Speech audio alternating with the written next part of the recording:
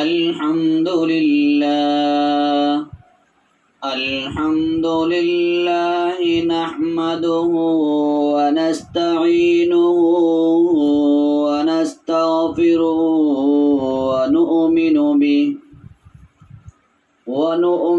به ونتوكل عليه ونعوذ بالله من شرور أنفسنا ومن سيئات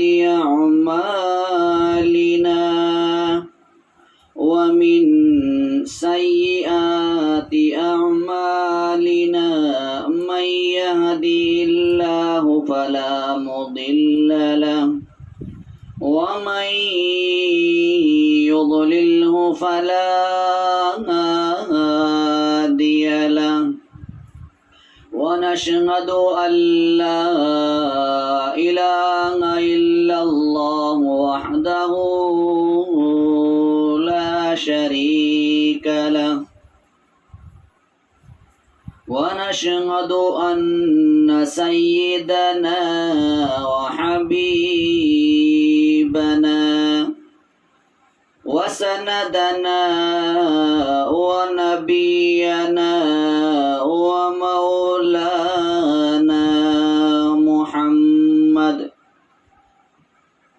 ومولانا محمدا عبده ورسوله أرسله بالحق بشيرا ونذيرا وداعيا إلى الله بإذنه وسراجا منيرا صلى الله عليه وعلى آله وأصحابه وأزواجه وأهل بيته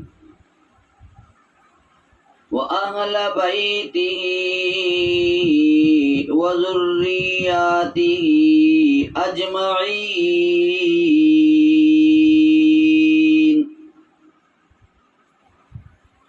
أما بعد فأعوذ بالله من الشيطان الرجيم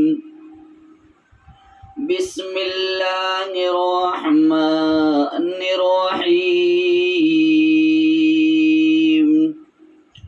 إنما يعمر مساجد الله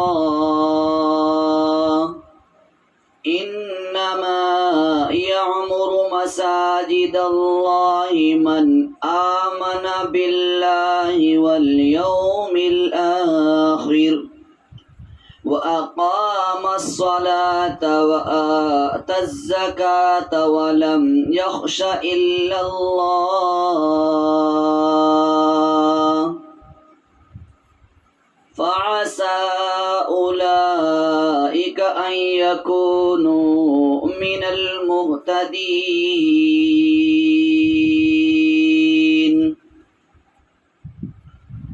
قال النبي صلى الله عليه وسلم من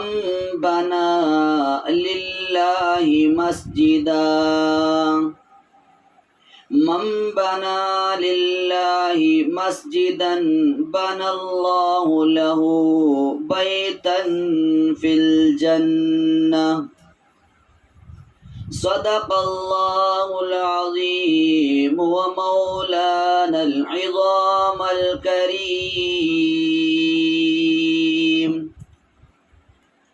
ونحن على ذلك لمن الشاهدين والشاكرين والحمد لله رب العالمين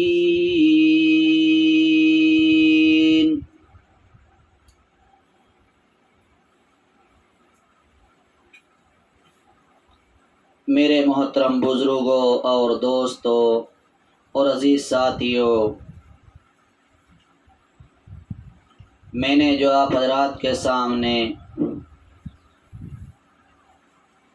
ایک آیت کریمہ کا ٹکڑا تلاوت کیا، یہ آیت کریمہ سورہ توبہ سورت نمبر 9 پارہ نمبر 10 کی رکوع نمبر 9 کی آیت کریمہ ہے۔ یہ رکوع کی آیت نمبر 18 ہے اور رکوع کی آیت نمبر 2 ہے اور سورت کی آیت نمبر 18 ہے۔ سورت کی رکوع نمبر 3 ہے۔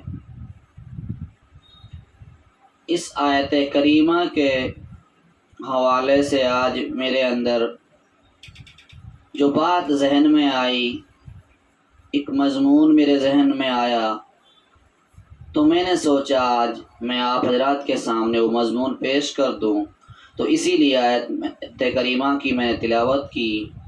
وہ میرا مضمون جو ذہن میں آیا اور جو آپ حضرات کے سامنے میں بیان کرنا چاہتا ہوں، وہ مسجد کی فضیلت ہے، مسجد کی اہمیت ہے، مسجد کی خدمت اور مسجد بنانے کی اہمیت کے بارے میں میرے ذہن میں آیا، تو میں نے سوچا کہ آج کے اس موقع پر اور آج کی اس مجلس میں آپ حضرات کے سامنے مسجد کی عظمت کے بارے میں ہی کچھ روشنی ڈالی جائے۔ تو میرے محترم بزرگ اور دوستو، جو آیت کریمہ میں نے تلاوت فرمائی، تو اس آیت کے تحت میں آپ حضرات کے سامنے آج مسجد کا مقام، مسجد کا مرتبہ اور اس کی تعمیر کرنے پر جو فضائل ہیں وہ پیش کروں گا۔ دعا کریں کہ اللہ پاک مجھے بھی اور آپ کو، اور جہاں تک میری آواز پہنچے، آج تو ڈیجیٹل زمانہ ہے، آج ترقی کا زمانہ ہے، پتہ نہیں کہاں کہاں تک یہ آواز میری پہنچ رہی ہوگی اور کہاں تک پہنچے گی۔ دعا کریں کہ اللہ تعالیٰ میری ان باتوں کو تمام اہل ایمان کے لیے ذریعہ نجات بنائیں اور تمام اہل ایمان کے اندر مسجد کا مقام اور مسجد کی اہمیت اللہ تعالیٰ پیدا فرمائیں۔ میرے محترم بزرگ اور دوستو،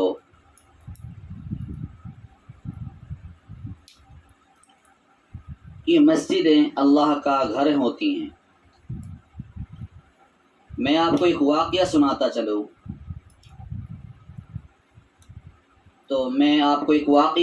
چلوں، اس سے پہلے کہ میں آپ کے سامنے اپنی اصل بات کو شروع کروں۔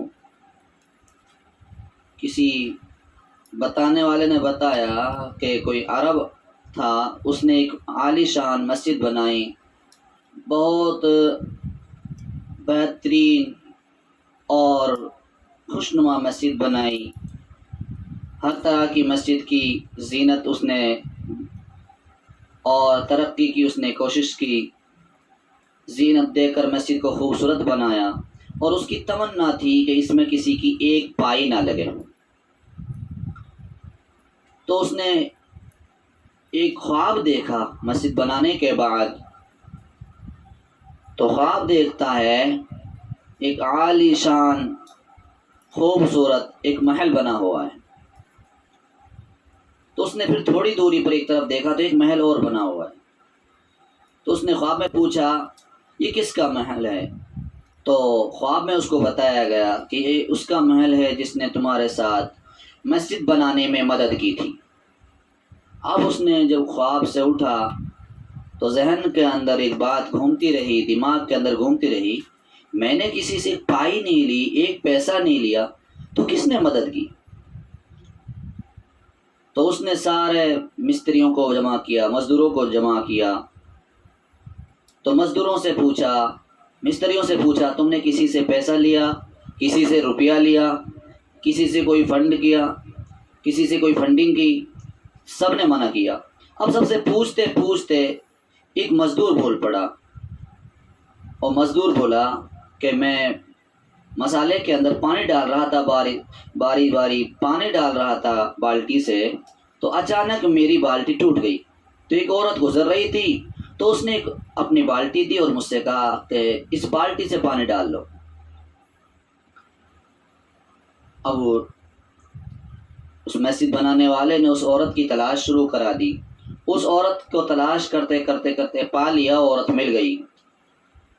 اور تو اس عورت سے کہا کہ تم نے جو اس وقت کام چل رہا تھا مسجد کے کام کے لیے بالٹی دی تھی، بالٹی مدد کے لیے دی تھی، اس عورت سے بات شروع کی تو 5 ریال اس کی قیمت دی۔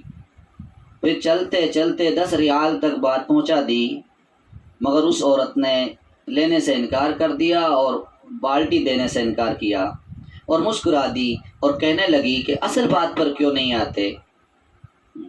تم جو کہنا چاہتے ہو میں سمجھ رہی ہوں کہ جو خواب تم نے دیکھا ہے وہ خواب میں نے بھی دیکھا ہے۔ تو میرے محترم بزرگ اور دوستو، یہ مسجد اللہ کے گھر ہوتے ہیں۔ ذرا سوچیں، اللہ تبارک و تعالی اپنے قرآن پاک، قرآن مقدس کے ذریعہ سے یہ اعلان کر رہے ہیں کہ جو آدمی مسجد بنا دے، مسجد بنانے میں حصہ لے لے، اللہ تبارک و تعالی اس کی برکت سے اس آدمی سے راضی ہوتے ہیں۔ اور سب سے بڑی یہ بات یہ ہے کہ اس کے ایماندار ہونے کی گواہی دی جا رہی ہے کہ جس کے اندر یہ شرائط پائے جاتے ہوں وہ اہل ایمان ہے، وہ ایمان والا ہے۔ میرے محترم بزرگ اور دوستو، یہ مسجدیں آج ان کی قدر، ان کی قیمت، ان کی اہمیت ہم آج کچھ سمجھتے ہی کوئی نہیں، ہمارے اندر ان کی اہمیت ہی کوئی نہیں ہے۔ اب آپ نے مسجد کے لیے پیسے دیے، اب مسجد کے لیے آپ کے پیسے دیے گئے، مسجد کے لیے آپ نے پیسے دیے، کسی کے پیسے سے سیمنٹ آیا، کسی کے پیسے سے اینٹ آئی، کسی کے پیسے سے سریے آئے، اور پھر دوسری ضرورت کی چیزیں آئی، اور پھر آپ بتائیں کہ وہ مسجد بن کر تیار ہو گئی۔ جب تک وہ مسجد تعمیر رہے گی، جب تک لوگ اس میں عبادت کرتے رہیں گے، نماز پڑھتے رہیں گے، پھر اس کے بعد قیامت تک اس کے لیے اس کا اجر ملتا رہے گا۔ جو میں نے آیت کریمہ تلاوت کی اس کا ترجمہ ہے، سادہ سا ترجمہ ہے۔ اللہ تبارک و تعالی نے ارشاد فرمایا، انما یعمر مساجد اللہ، انما یعمر مساجد اللہ من آمن باللہ والیوم الآخر وَأَقَامَ الصَّلَاةَ وَآتَى الزَّكَاةَ وَلَمْ يَخْشَ إِلَّا اللَّهَ۔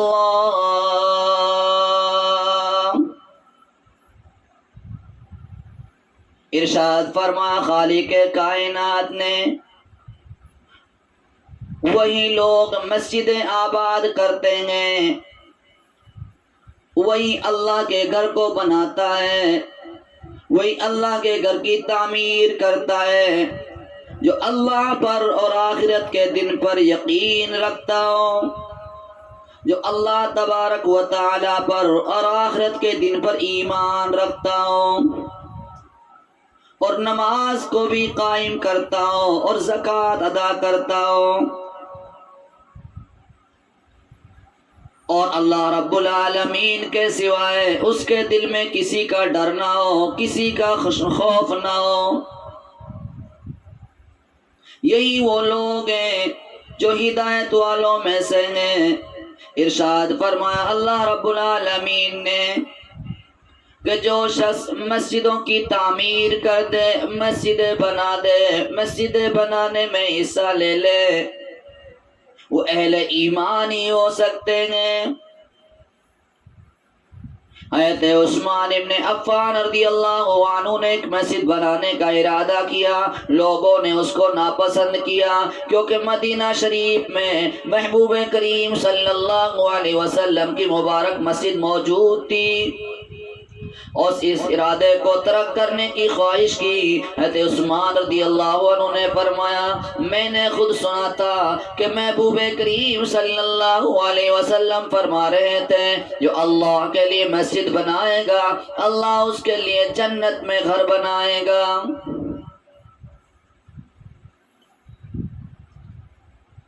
طبرانی کے حوالے سے ہے کہ حضرت ابو امامہ رضی اللہ عنہ کی یہ روایت ہے، صحیح سند کے ساتھ بیان کی گئی ہے، فرمایا کہ جو شخص اللہ کے لیے مسجد بنائے گا اللہ رب العالمین جنت کے اندر اس سے بڑا مکان اس کے لیے بنائے گا،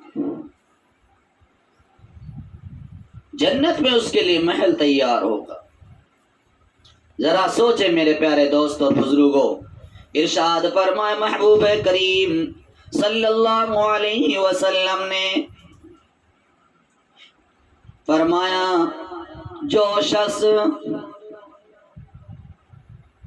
اللہ کے لیے اللہ کے واسطے سے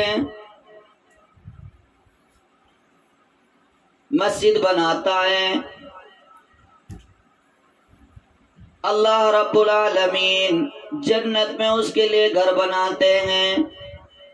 من بنا للہ مسجدا بنا اللہ له بیتا فی الجنہ،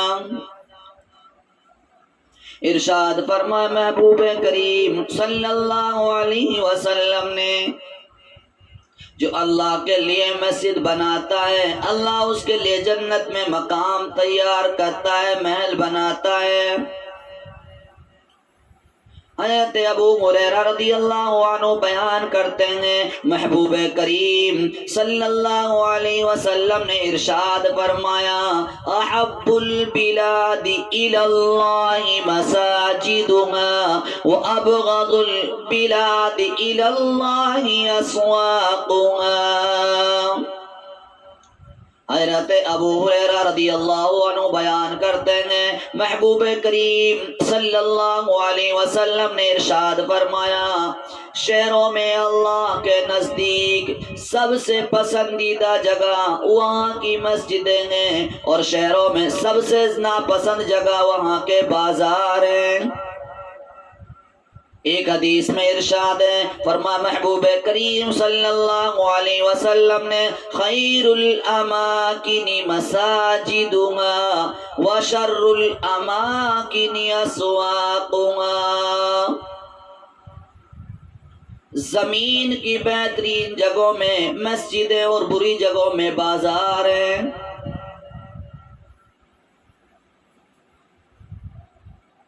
ذرا غور کریں میرے پیارے دوستوں اور بزرگوں،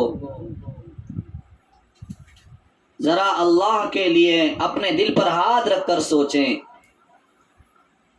کہ اللہ رب العالمین کا یہ بے پایا احسان ہے کہ اس نے اپنے فضل اور کرم سے ایک عظیم الشان کام کے لیے جمع ہونے کا ہم کو یہ موقع دیا، اور عجیب بات یہ ہے اور برکت والی بات یہ ہے کہ آج ہم اللہ کے گھر کا تذکرہ کر رہے ہیں، اللہ کے گھر کے مقام کی بات ہمارے سامنے ہو رہی ہے کہ اللہ کے لیے جو اللہ کا گھر بناتا ہے اللہ اس سے اتنا راضی ہوتے ہیں۔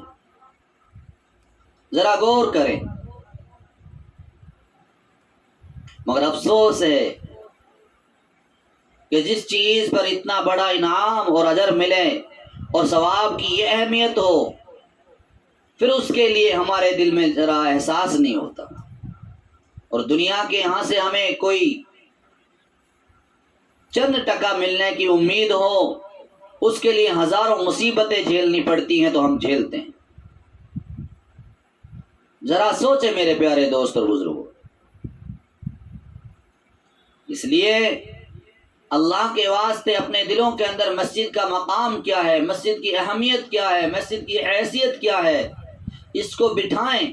اور جب ہم کو یہ چیز معلوم ہو جائے گی، مسجد کا مقام معلوم ہو جائے گا، مسجد کی اہمیت کا پتہ چل جائے گا، اللہ اور اس کے رسول کی نظر میں مسجد کا کیا مرتبہ ہے، تو پھر انشاءاللہ مسجد تعمیر کرنا، مسجدوں کا بنانا اور مسجدوں کو آباد کرنا ہمارے لیے آسان ہوگا۔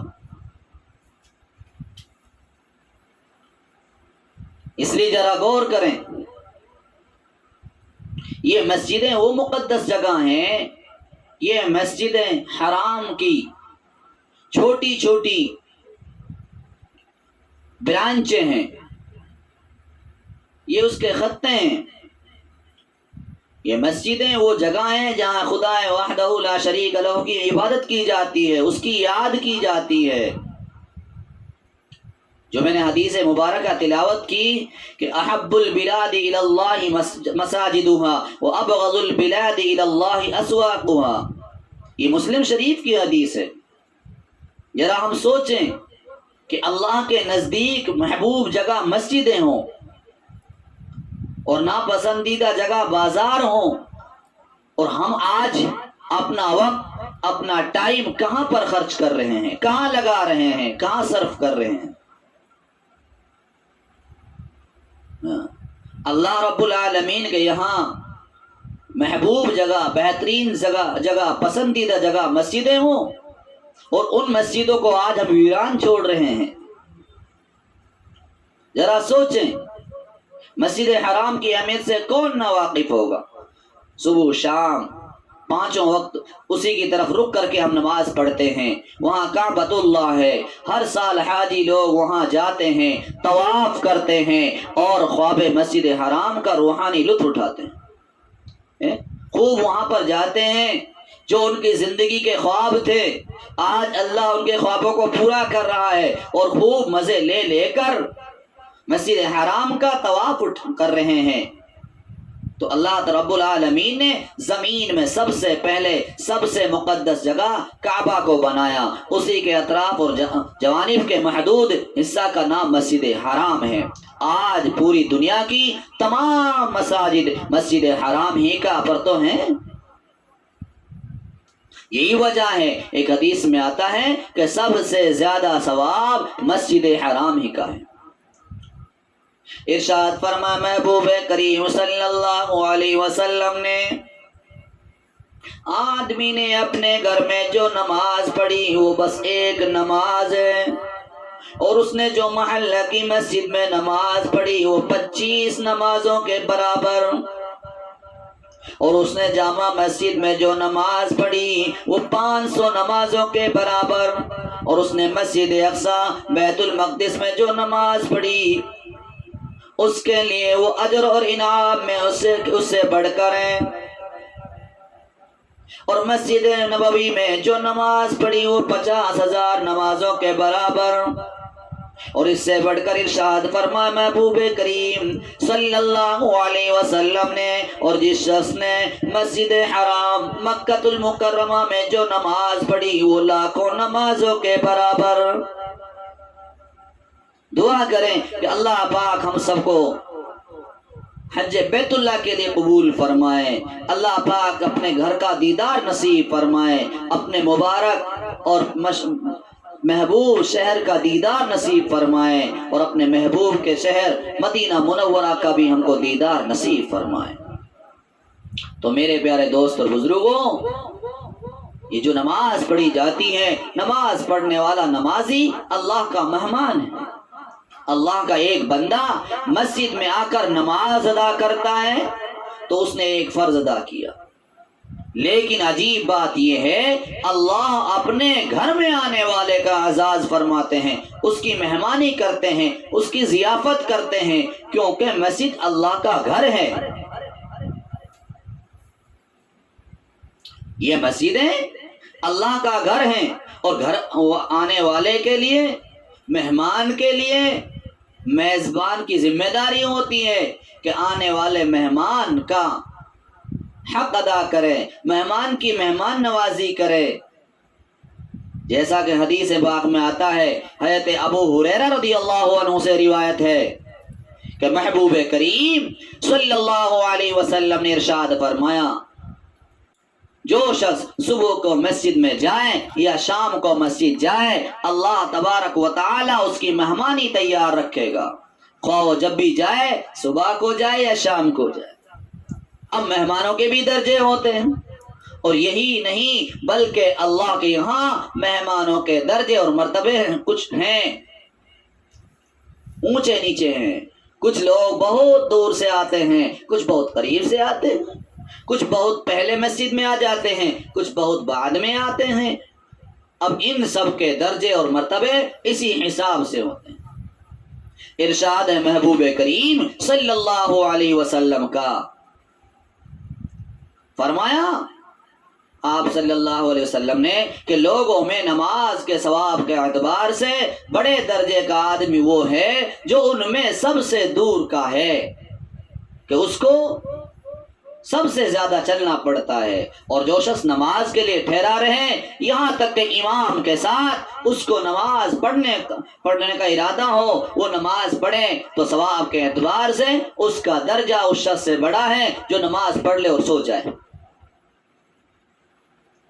یہ مسجدیں پوری امت کا اسلامی مرکز ہے۔ میرے محترم بزرگ اور دوستو، یہ جو چند احادیث مبارکہ میں نے آپ کے سامنے پیش کی ہیں، ان سے مسجد کا مقام اور مرتبہ خوب اچھی طرح واضح ہو جاتا ہے۔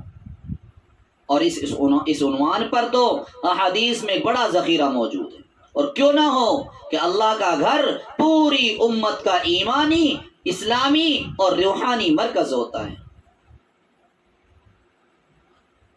یہاں بندہ اللہ کی یاد سے اپنے دلوں کو تازہ کرتے ہیں، یہاں بندہ آتا ہے، اللہ کی یاد کرتا ہے، اس کا دل گرما جاتا ہے، انوار الہیات سے اس کا دل چمکنے لگتا ہے، لوگوں کے دلوں میں، لوگوں کے سینوں میں معرفت حق کی آگ لگائی جاتی ہے۔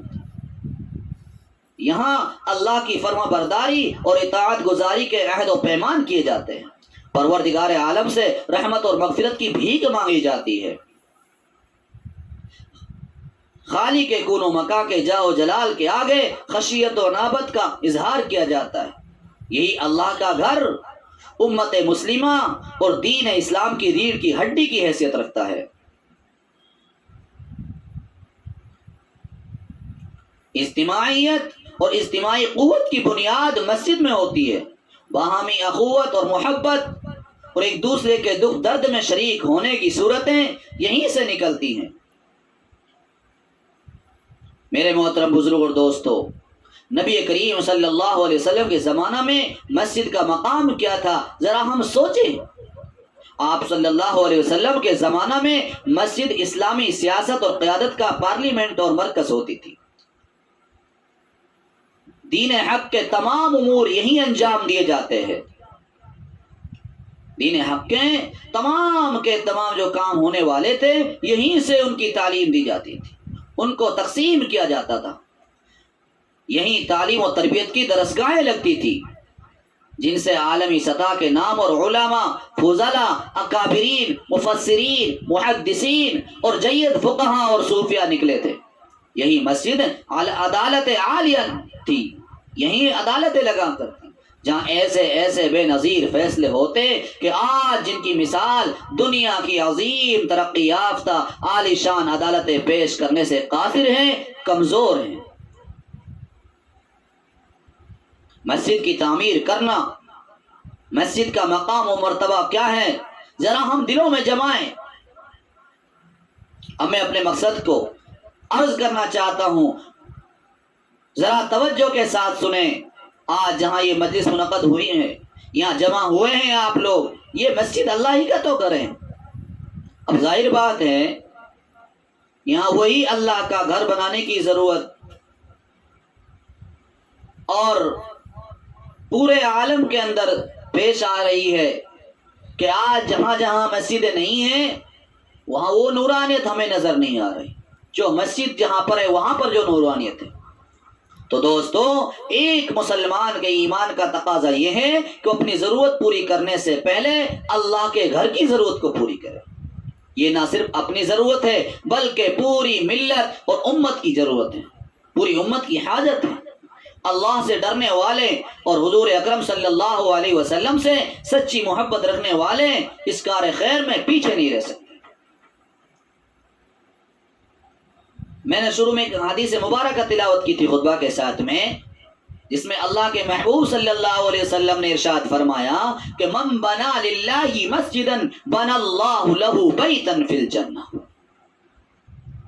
کہ جس نے اللہ کے لیے مسجد بنائی اللہ اس کے لیے جنت میں گھر بنائے گا.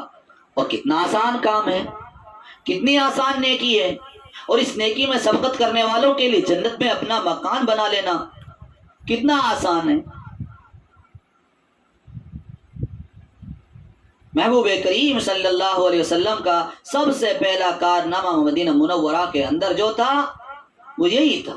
تاریخ شاہد ہے کہ جب آپ صلی اللہ علیہ وسلم مکہ المکرمہ سے ہجرت فرما کر مدینہ المنورہ تشریف لائے تو آپ نے کسی بیوی کا حجرہ نہیں بنایا، اپنے لیے کسی مکان کی تعمیر کی فکر نہیں کی، بلکہ محبوب رب العالمین محمد مصطفیٰ صلی اللہ علیہ وسلم نے سب سے پہلے اللہ کا گھر بنایا، آج جسے ہم مسجد نبوی کہتے ہیں.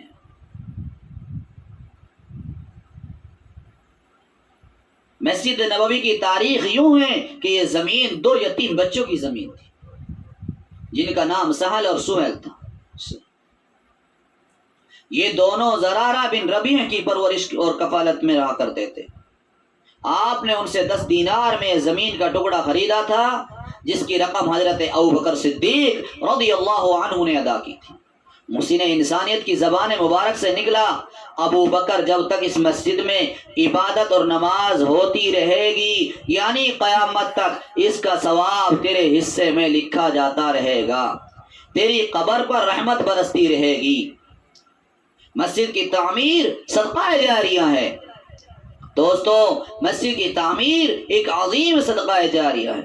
محبوب کریم صلی اللہ علیہ وسلم نے ارشاد فرمایا اذا مات ابن آدم انقطع عمله الا من 3، جب ابن آدم مر جاتا ہے تو اس کے عمل کا سلسلہ بھی ختم ہو جاتا ہے مگر 3 چیزیں، یعنی 3 چیزیں جو ہیں ان کا اجر، ان کا انعام اس کے اعمال نامے میں لکھا جاتا رہتا ہے، اس کا اجر اس کو ملتا رہتا ہے. یعنی جب تک زندگی ہے انسان اچھے برے عمل کرنے پر قادر ہے، روح نکلتے ہی عمل کا دروازہ بند ہو گیا. تو آپ صلی اللہ علیہ وسلم نے فرمایا اگر آدمی حیات فانی میں کوئی صدقہ جاریہ کر کے جائے تو مرنے کے بعد بھی یہ عمل لکھا جاتا رہے گا. مثلا کسی نے نل لگوا دیا، کنواں بنوا دیا، مدرسہ میں کمرہ بنوا دیا، مسجد بنوا دی، جب تک یہ چیزیں باقی رہیں گی برابر ثواب ملتا رہے گا. کسی نے مسجد میں رقم لگائی، کسی نے جان لگائی، کسی نے اس کے بنانے کی فکر کی، کسی نے اینٹ پتھر اٹھا کر دیے. بندگان خدا جب تک سجدہ ریز ہوتے رہیں گے، اعتکاف کرتے رہیں گے، دوسری عبادت کرتے رہیں گے، تمام عبادات اس کے اندر ہوتی رہیں گی، اللہ کے گھر میں لوگ عبادتوں کو انجام دیتے رہیں گے تو حصہ لینے والوں کو ثواب ملتا رہے گا. قیامت تک کتنے سجدے ہوں گے، لاکھوں کروڑوں سجدوں کا اجر حصہ لینے والوں کو اس کا ملتا رہے گا. میرے محترم بزرگ اور دوستو، آپ صلی اللہ علیہ وسلم کا محبوب صحابی حضرت عمر رضی اللہ عنہ خلیفہ دوم ہیں، خلیفہ ثانی ہیں. سیدنا حضرت عمر فاروق رضی اللہ عنہ نے اپنے دور خلافت میں نہ ایوان خاص بنوایا، نہ ایوان عام بنوایا، نہ پارلیمنٹ ہاؤس بنوائے، نہ گیسٹ ہاؤس اور نہ ریسٹ ہاؤس، بلکہ فاروق اعظم رضی اللہ عنہ نے 5000 مسجدیں بنوائیں، 900 جامع مسجدیں بنوائی تھی. میرے بزرگ اور دوستو اور میرے نوجوان بھائیوں، مسجد کی تعمیر اور اس کی خدمت بہت اونچا عمل ہے.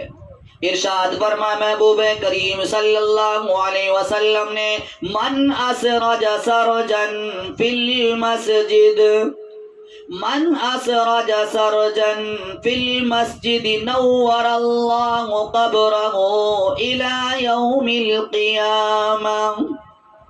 ارشاد فرمایا محبوب کریم صلی اللہ علیہ وسلم نے جو اللہ کے گھر میں روشنی کا انتظام کرے گا اللہ رب العالمین قیامت تک اس کی قبر کو نور سے روشن رکھے گا. آدمی نے مسجد میں روشنی کا انتظام کیا، اس کا انتقال ہو گیا، قیامت ہزاروں سال کے بعد اگر آئے گی تو قیامت تک اس کی قبر کو اللہ رب العالمین نور سے روشن رکھے گا. یہ جگہ ارشاد ہے من القا حصیرا فی المسجد کسالہ، جو شخص مسجد میں چٹائی اور قالین کا انتظام کرے گا خداوند تعالیٰ اس کو اپنے ہاتھوں سے جنت کا لباس پہنائیں گے. اب کون نہیں چاہتا قیامت کا دن ہو، حشر کا میدان ہو، وہاں لوگوں کو اپنے اپنے عملوں کے مطابق ان کے ساتھ میں معاملات کیے جا رہے ہوں، اور اس وقت میں کوئی ایسا بندہ بھی آئے اور ایک ایسی جماعت بھی آئے کہ جن کو اللہ رب العالمین اپنے ہاتھوں سے جنت کا سبز لباس پہنائے، تو کتنے خوش قسمت ہوں گے، کتنے مبارک لوگ ہوں گے وہ. اور وہ لوگوں کی فہرست یہاں ارشاد فرمائی کہ وہ لوگ وہ ہوں گے کہ جو اللہ کے لیے مسجدوں کے اندر حصہ لیتے ہوں. یہاں تو ذکر خاص کر دیا کہ من القا حصیرا فی المسجد کسالہ، کہ جو مسجدوں کے لیے چٹائی دیتے ہیں، اللہ کے واسطے اللہ کے گھروں میں چٹائی اور قالینیں دیتے ہیں، قالینوں کا انتظام کرتے ہیں. تو فرما جو اگر کوئی ایسا ہے تو کسالہ، اللہ رب العالمین اس کے لیے جنت کا لباس پہنائے.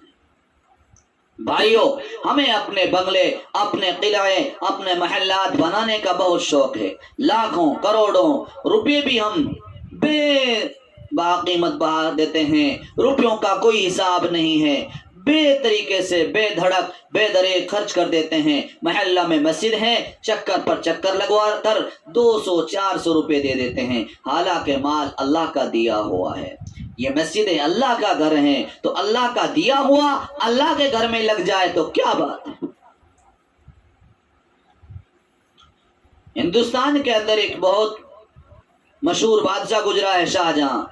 تو شاہجہاں نے شاہی قلعہ کے سامنے مسجد بنوائی، اس کے پتھر ایران سے منگوائے. یہ شاہی مسجد 14 ایکڑ میں ہے. اورنگزیب نے کہا قلعہ کے دروازے کے سامنے مسجد بنا دو تاکہ میں نکلوں تو میری پہلی نگاہ مسجد پر پڑے، پہلا میرا سفر اللہ کے گھر سے ہو.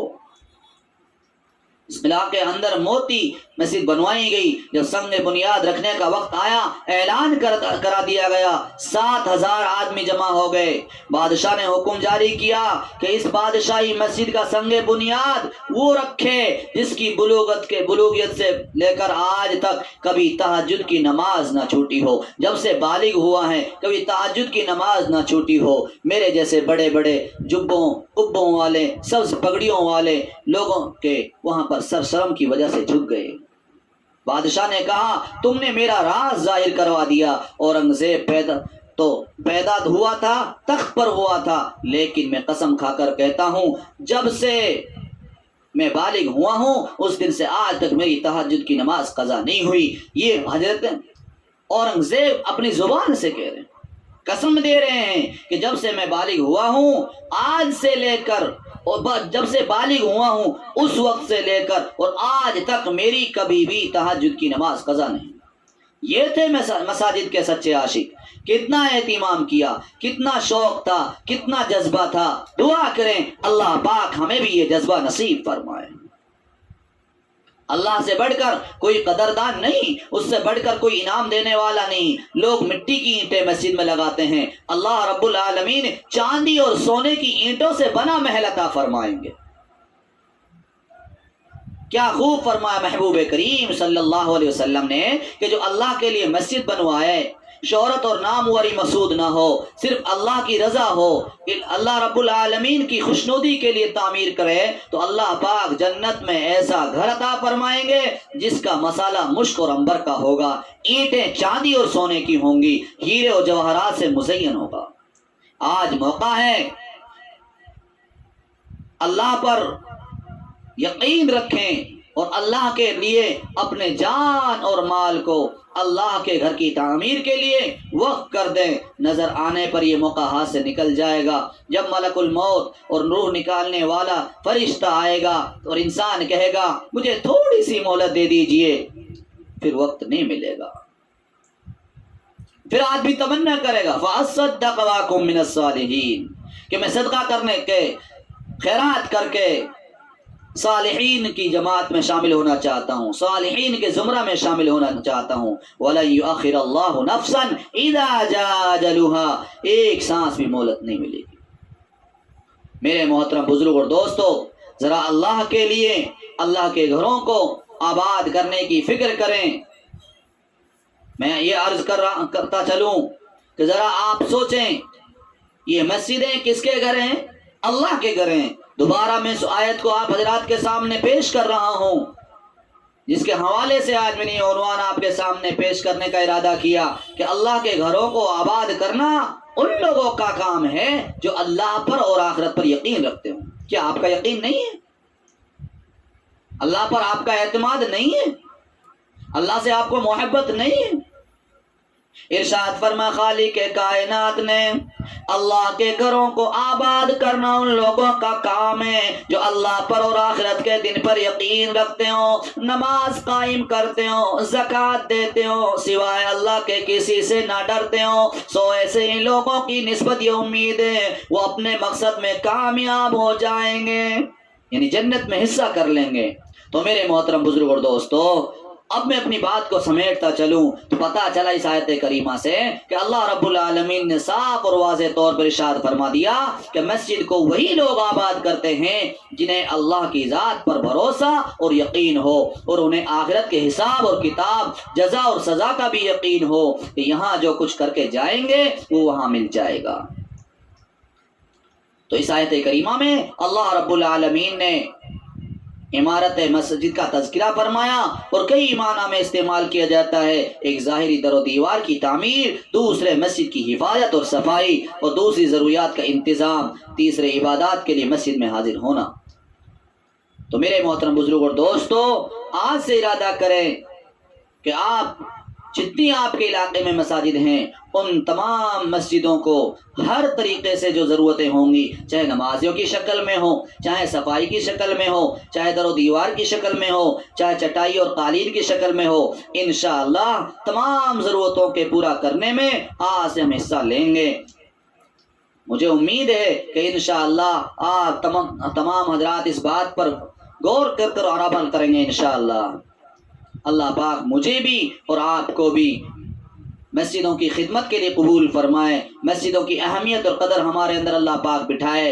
اور یہ خاص بات میں کہتا چلوں، جو ہماری مسجدوں کے امام ہیں، مؤذنین ہیں، ان کا بھی آپ خیال رکھیں، کیونکہ مسجدوں کی زینت امام اور مؤذن کے پیچھے۔ ایک مسجد آپ نے عالیشان بنائی مگر اس کے اندر ایک ایسا امام ہے جو علم میں کمتر ہے، عمل میں کمتر ہے، تقوی میں کمتر ہے، پھر ہم کو دین کی راہیں کیسے دکھائے گا، دین کی باتیں کیسے بتائے گا؟